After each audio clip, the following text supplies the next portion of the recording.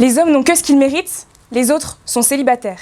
Cette célèbre citation de Sacha Guillory met en exergue la gente masculine, et non pas l'homme en général, les humains en général, excluant directement la moitié de la société. D'après de nombreux clichés, les hommes sont souvent perçus comme forts, autoritaires, courageux, communément sauveurs de ces dames. Or, ces dames ont-elles besoin d'être sauvées? En ressentent-elles le besoin? Ou justement ne sont-elles que ce que les hommes méritent, c'est-à-dire un objet de convoitise? Bien trop souvent, la femme est perçue comme un challenge, comme ce que l'on doit essayer d'atteindre pour se prouver à soi et aux autres que l'on est capable. Bien souvent, la femme doit compléter l'image que l'homme doit renvoyer. La femme incarne la récompense d'une vie. Elle est une victoire, une réussite, un objet que l'on souhaite montrer aux yeux de tous. Elle doit être belle, d'abord, intelligente, après, parfois. Elle doit paraître, elle est un trophée. La femme, les femmes, ici, sont représentées comme une récompense. Récompense certes, mais tout de même méritée.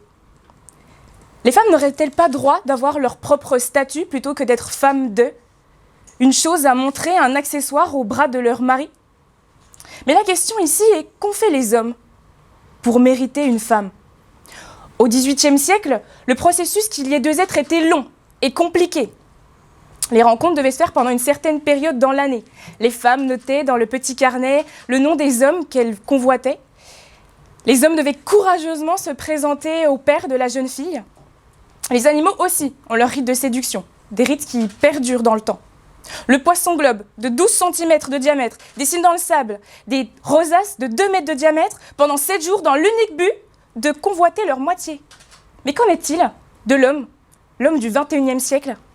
Où en est la séduction lorsqu'il suffit d'appuyer sur un bouton, composer son code secret, swiper à droite et hop, un match, rendez-vous chez Julie demain à 19h? Je parle de Tinder. Cette application n'est qu'un exemple, parmi tant d'autres. Nombreux sont les jeux de séduction qui suivent le like d'une photo. Nombreuses sont les conversations sur les réseaux sociaux. Tout le monde le fait, c'est si facile.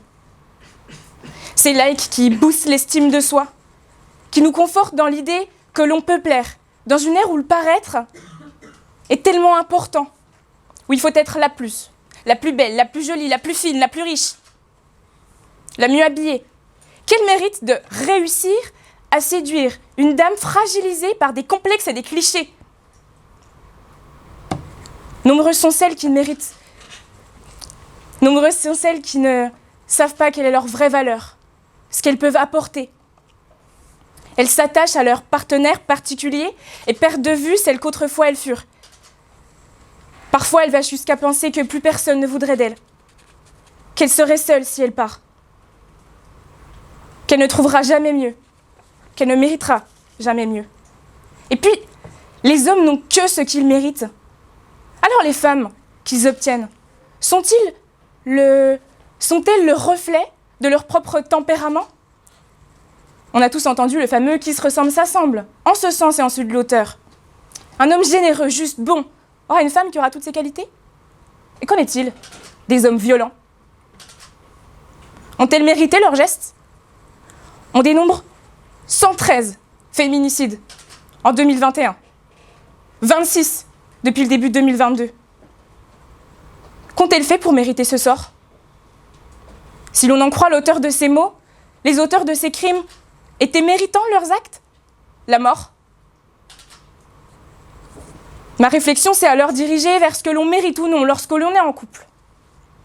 Et ça m'a amené à la lecture de la définition du mot « tromperie ». Je vous passe la lecture.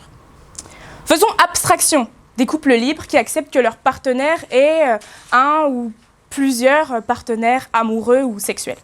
Mesdames, messieurs, pensez-vous qu'être cocu est une bonne punition? Bien que je ne sois absolument personne pour juger de la bienveillance d'une punition, je reste d'avis que les conséquences peuvent être dramatiques. Perte de confiance en soi, en l'autre, jalousie, tristesse et incompréhension. La répercussion est la même pour chacun de ces points. La douleur. Même si Rabelais estime qu'être cocu attire amitié et augmentation de son bien, je reste d'avis que la tromperie est un acte d'une extrême violence, ravageant tout sur son passage et bousculant les plus courageux, détruisant les plus beaux paysages que vous aviez créés. Absolument personne ne devrait avoir à subir cet acte de trahison, pas même l'homme ou la femme qui vous a blessé. Les hommes n'ont que ce qu'ils méritent, les autres sont célibataires. Les autres sont célibataires.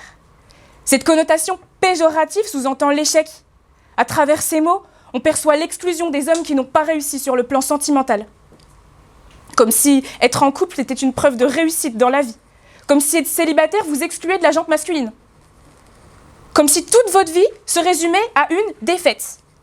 Parce que vous êtes célibataire, que vous n'avez pas trouvé l'amour avec un grand A, comme on le voit dans les films ou les musiques. Comme si vous pouviez réussir tout le reste, et que le seul fait d'être célibataire rendait votre vie triste et malheureuse. Un couple, c'est un homme et une femme qui s'unissent pour procréer. Cette vision a bien changé. On a d'abord accepté le fait que de faire un enfant n'était plus obligatoire dans un couple. Puis on a accepté qu'un couple ne soit plus que homme-femme, mais aussi homme-homme et femme-femme. On a aussi accepté les couples polyamoureux, les couples libres. Alors, pourquoi être célibataire pose problème? Pourquoi au repas de famille, j'entends encore tante Clotilde me dire « Alors, t'as pas apporté ton chéri ?» Pourquoi même dans le célèbre « Mieux vaut être seul qu'accompagné », j'entends qu'en principe, je devrais être accompagnée. Un célibataire peut suffire à lui-même. Il a du temps pour lui, pour se consacrer à ses activités, sans soucier de personne, voir qui il veut, quand il désire, sans contrarier personne. Être célibataire, c'est aussi se reconcentrer sur soi, ses envies, ses émotions. Être célibataire peut être un choix, voire un choix de vie. En étudiant ma citation, je suis partie du principe que dans « les hommes méritent » sous-entend la femme. Et si l'auteur ne mettait pas en avant le mérite qu'a un homme à obtenir une femme, mais la difficulté dont il doit le faire face pour maintenir son couple à flot. N'étant pas un bon modèle des couples qui s'en sortent, je sais quand même qu'une relation, ça se construit, un peu comme une maison, où les fondations seraient la confiance, la communication, où les projets, ce seraient les plans, où chaque étage serait les étapes franchies, où le renouvellement de la décoration serait toutes ces petites attentions qui attisent la passion.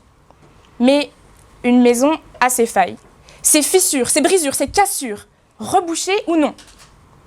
On dit qu'être en couple, c'est un travail de tous les jours, que l'on doit chercher à s'enrichir personnellement, à grandir, à franchir une étape dans l'apprentissage de la vie. La difficulté est telle que le nombre de séparations ne fait qu'augmenter. On dénonce 130 000 divorces chaque année. Certes, ce n'est pas tout repos d'être en couple. Mais alors, pourquoi serait-ce à l'homme de maintenir cet équilibre dans le couple ? À une époque où encore actuellement, dans certaines cultures, on estime que l'homme doit être le sexe fort, qu'au sein du foyer, il est l'autorité, qu'il doit être en capacité de nourrir sa famille et subvenir à tous ses besoins. Mais aujourd'hui, nous sommes dans un monde qui bouge et où les places ne sont plus fixes. Nous sommes à l'orée d'un monde nouveau, où la femme cherche peu à peu à se trouver une place à l'égalité de celle des hommes, même si être une femme libérée, c'est pas si facile. Plus aucune citation de ce genre sur le genre ne devrait être faite. Et c'est pour toutes les raisons que je vous exprime ce soir que je me positionne comme étant le parti contre. Merci.